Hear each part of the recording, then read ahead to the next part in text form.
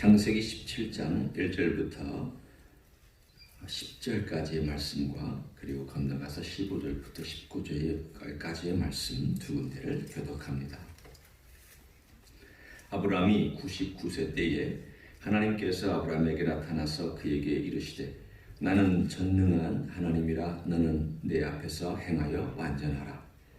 내가 내 언약을 나와 너 사이에 두어 너를 크게 번성하게 하리라 하시니 아브라함이 엎드렸더니 하나님이 또 그에게 말씀하여 이르시되 보라 내 언약이 너와 함께 있으니 너는 여러 민족의 아버지가 될지라.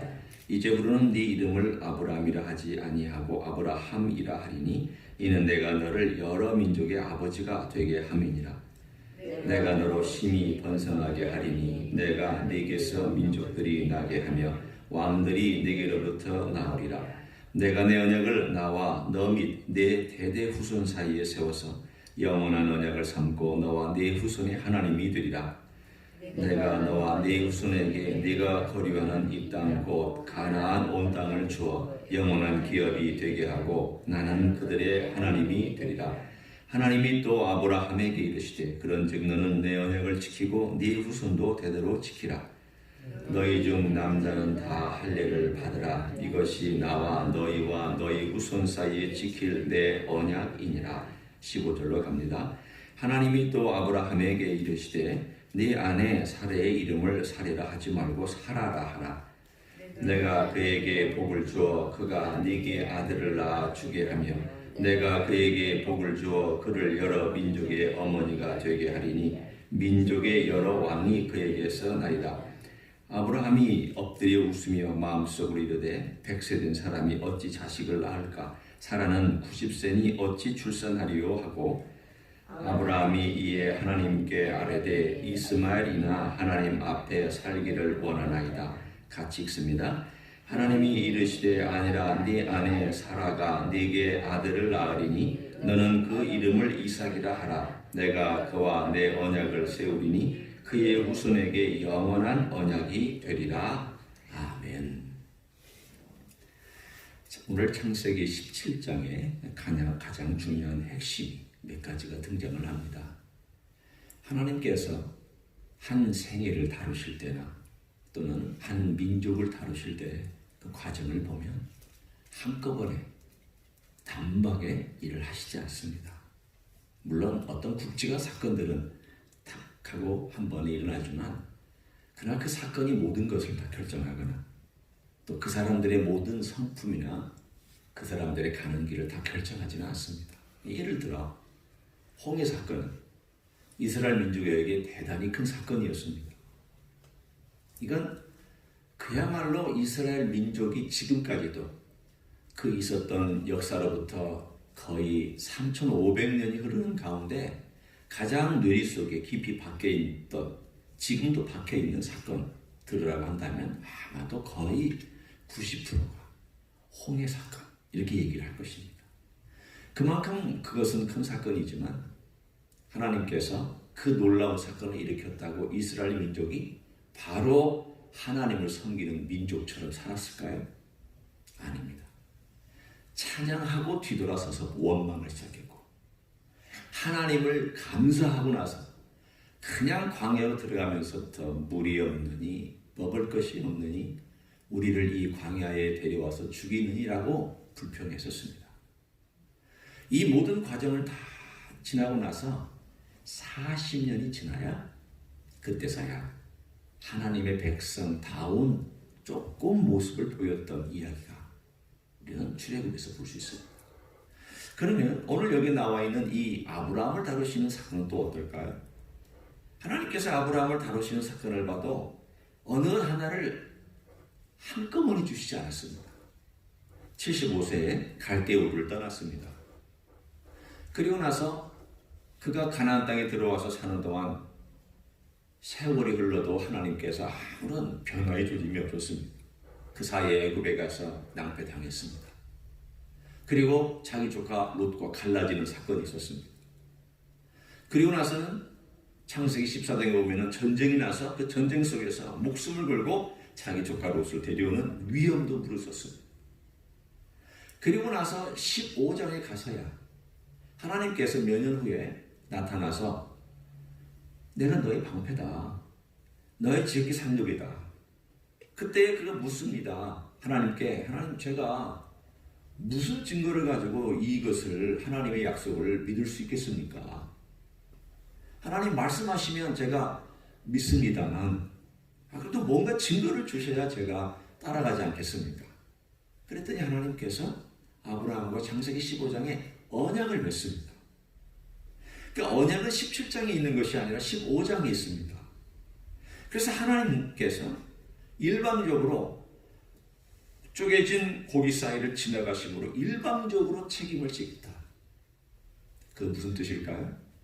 만약 이 약속을 지키지 아니하면 이 쪼개진 고기처럼 된다는 뜻입니다. 보통은 양쪽이 지나가는 것이 그 당시 있었던 언약의 어떤 관습이라면 그 언약은 하나님께서 혼자 지나가셨고 아브라함은 그것을 지키만 보고 있었고 그 언약이 세워지는 것을 받기만 했습니다. 그러면 우리는 생각할 때 그럼 그 언약이 세워졌을 때에 아브라함의 책임은 뭘까요? 라고 물어야 되지 않습니까?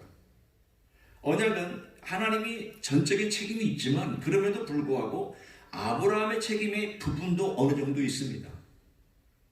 그것은 이 언약에 대한 조건이 아니라 언약이 맺어진 다음에 후속 조치로 취해지는 일종의 딸린 법조문 같은 거라고 할까요? 원래 이 법조문은 하나님이 내가 지킨다. 내가 일방적으로 행한다. 내 은혜다. 아브라함의 언약은 하나님의 은혜입니다. 내가 일방적으로 주는 것이다. 그러나 내가 은혜를 준 다음에 여기에 따라온 요 헌법에 따르는 법조문들이 있다. 그 가운데는 너도 행해야 될 일들이 있다. 그 행해야 될 일이 뭘까요? 하나님께서 그것을 오늘 17장에 한참 후에 가나안 땅에 75세에 와서 들어왔는데 그가 이 일을 경험한 것은 99세니까 몇 년이 흘렀습니까? 75세부터 99세까지 24년이라는 세월이 흐른 다음에 하나님께서 오늘 나타나셔서 아브라함과 말씀하셨습니다. 15장부터 17장까지가 몇 년인지는 정확하게 모릅니다. 왜냐하면 15장의 사건은 정확하게 날짜가 안 나와 있고 연도가 안 나와 있기 때문입니다. 그러나 16장이 가나안 땅에 와서 10년이라는 시간이 있는 걸 보면 15장은 아마도 10년 이전의 사건일 것입니다. 그러면 한 5년 정도 우리가 중간으로 쳐서 5년 흘렀다 한다면 그가 80에 15장의 사건이고 그리고 오늘 19년이 흐른 다음에 17장의 사건이 생긴 것입니다. 하나님이 행하신 일을 보십시오. 언약을 맺은 다음에 거의 20년이 흐르도록 하나님 말씀하시지 않았습니다. 네 자손 준다. 그 사이에 아브라함이 실수했죠. 하갈이라는 여종을 통하여 자손을 낳아서 내 몸에서 나오는 자손 사례도 나는 임신을 못하니까 내 종이라도 통해서 당신에게 주셨던 하나님의 약속이 이루어지도록 우리가 해야 되지 않을까 해서 했던 이 인간의 실패가 16장에 나와 있지만 하나님은 오늘 17장에 그때도 아무 말씀도 안 하셨습니다. 좀 답답할 때는 나타나셔서 말씀 좀 해주시면 얼마나 좋아요. 기다리는 사람에게 아브라함아 조금만 더 기다리면 내가 사라에게 아들 줄 것이다. 이렇게 귀뜸만 좀 해주시면 아브라함이 기다리기 얼마나 편했을까요? 사라도 기다리기 얼마나 편했을까요? 아무 말씀도 하시지 않았습니다. 10년부터 그리고 25년, 4년, 24년이 흐르는 그 한 14년의 기간 동안에는 하나님께서 그냥 아브라함을 보고만 계셨다가 드디어 99세의 하나님께서 아브라함에게 나타나셔서 자신을 계시하십니다. 나는 엘샤다이 하나님입니다. 나는 전능한 하나님입니다. 그리고는 너와 내 사이에 언약 맺은 것 너 기억하지? 내가 그때 10몇 년 전에 거의 19년, 20년 전에 너와 맺은 그 언약을 기억하지? 그 언약을 다시 상기시키면서 오늘 본문에 내가 다시 언약을 나와 너 사이에 세워놓는다. 이 말은 다시 언약을 맺는다는 의미가 아니라 그 언약을 상기시키면서 아브라함을 상기시켜주는 이야기를 쭉 합니다. 그 언약이 무엇이었습니까? 예, 잘 알죠. 너에게 씨를 줄 것이다. 두 번째는 이 땅을 그 자손, 너와 네 자손에게 줄 것이다. 오늘 본문에 있는 내용도 또 그렇습니다. 그런데 오늘 이 본문에 하나님께서 행하시는 이 이야기를 가만히 보면, 우리가 전체로 훑어보면 이런 흐름이죠. 하나님께서 아브라함에게 언약을 주시면서 이름을 바꿔주십니다. 그러니까 이름을 바꿔주시니까 그 이름이 아브라함에서 아브라함이 됩니다. 그냥 아버지에서 열국의 아버지가 되는, 이 이름에 걸맞는, 언약에 걸맞는 이름을 갖게 되는 이 놀라운 역사가 오늘 여기 나와 있고, 그리고 이 사건이 무엇과도 연결되는가 하면 나중에 뒤에 보면 사례를 사라라고 바꾸는 이야기까지 연결이 됩니다. 왜 하나님께서 자기 자신을 소개할 때 내가 전능한 하나님이라고 소개를 했을까요? 왜 전능한 하나님이라고 소개를 했는가? 그걸 가만히 보면 이 이야기의 처음과 끝이 맥이 닿아 있습니다. 오늘 먼저 그 이야기를 함께 나누기를 원합니다. 자, 우리가 함께 읽었던 15절부터 19절까지 얘기를 먼저 한번 살펴봅니다. 여기 보면 하나님과 아브라함이 이제 이런저런 이야기를 나눠요. 그리고 언약을 내가 상기시키면서 내가 너와 자손에게도 언약을 나누겠다. 그리고 나서 사라의 이름을 사례라 하지 말고 사라라 하라. 그가 여러 민족의 왕이 나오는 그런 어머니가 될 것이다. 그랬더니 17절에 잘 보세요. 아브라함이 엎드려 웃으며 마음속으로 이르되, 속으로 얘기한 거예요. 속으로 자기 혼자 뭐라고 속으로 생각했는가 하면, 아니 100세 된 사람이 어찌 자식을 낳을까? 하나님 참 웃기시다. 이 나이 많은 지금 99세, 지금 아이를 낳을 수 있다 해도 내년에는 100세, 그리고 사라는 지금 89세, 그리고 내년에 아기를 낳으면 90세. 아니 무슨 출산을 할 수 있단 말인가? 라고 속으로 얘기했습니다. 웃으면서. 그러니까 엎드렸으니까 하나님 못 보시겠거니 하면서. 그렇잖아요. 하나님 못 보신다고 생각하고 속으로 이렇게 미소를 지으면서 하나님 참 재밌으시다. 내 나이가 99세고 사라의 나이가 89세인데 이 일을 어떻게 행하시겠느냐. 오늘 이 질문에 대한 하나님의 답이 오늘 17장 1절에 남아있는 그 하나님의 명칭입니다.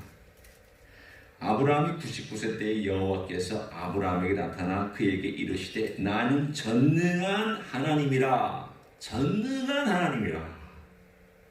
이 말은 곧 하나님께서 이미 그 나타나실 때에 전능하다는 것을 말씀해 주심으로 아브라함을 준비시켰지만 여전히 아브라함은 준비가 안 됐다는 걸 말합니다.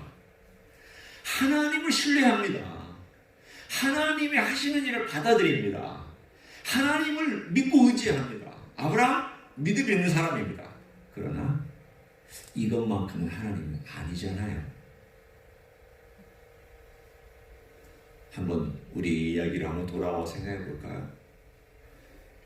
우리는 아브라함처럼 생각하기 참 쉽습니다. 우리는 하나님이 하시는 방법이나 길에 대해서 얼마나 우리가 의심할 때가 참 많은지, 그리고 하나님이 그렇게까지 하실 수 있을까라고 생각할 때가 많은지. 하나님은 전능하다는 걸 알지만, 알아요. 근데 실제로 아는 건 이만큼밖에 안 된다는 거예요. 하나님이 전능한 하나님인 것을 아브라함도 알았어요. 그걸 알고 경배해왔고요. 24년 동안 가나안 땅에 들어가서 24년 동안 실패도 있고 성공도 있고 이러한 등락이 있었지만 하나님 신실하게 믿고 따라왔어요. 그런데 문제는 아브라함조차도 여러 번 나타나서 하나님과 대화하고 하나님과 직접 말씀을 나누는 아브라함조차도 하나님께서 전능한 하나님이라고 말씀하고 내년 이맘때에 네가 아들을 낳는다, 너 아들을 낳을 것이다, 사례 낳는다 그랬을 때 엎드려서 웃고 있었다는 거예요. 웃고 있었다는 거예요. 이것이 우리 현실입니다. 우리가 하나님을 신뢰하지 이것이 않는다는 뜻은 아니에요. 그러나 하나님의 전능하심을 다 모르고 있다는 뜻이래요. 믿음이 있지만 그 믿음이 아직 하나님의 광대하심을 알기에는 너무 적다라는 거예요.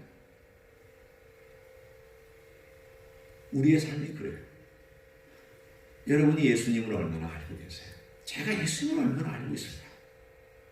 내가 하나님 아버지를 얼마나 알고 있을까요? 내가 성령님에 대해서 얼마나 알고 있을까요? 내가 아는 부분이 너무 적은 거예요. 그러니까 내 믿음이 너무 적어서 전능한 하나님이라고 하는 이 큰 테두리를 알기에는 너무 덕없이 부족한 나의 영적인 지식, 나의 영적인 능력, 나의 영적인 이해력, 나의 영적인 믿음, 내가 이 땅에 살아가면서 살아가는 모든 것들의 어떤 하나님을 향한 가지고 있는 깨달음, 이런 것들이 다 부족한, 오늘 아브라함을 보면서 그런 생각을 했습니다. 우리가 믿음이 발전하려면 참 시간 많이 걸리겠다. 아브라함도 이 믿음의 길을 걸어가면서 결국은 1년, 2년, 3년, 4년 하나님이 그때 여기까지 한 3번 정도 나타나셨는데 그 사이에 아브라함은 뭐하고 살았을까? 매일 양쳤습니다. 매일 소 먹였습니다. 목자들 돌아오기 기다리면서 어쩌면 나이가 들었기 때문에 텐트 치켰습니다. 매일 삶은 똑같은 일상을 반복합니다.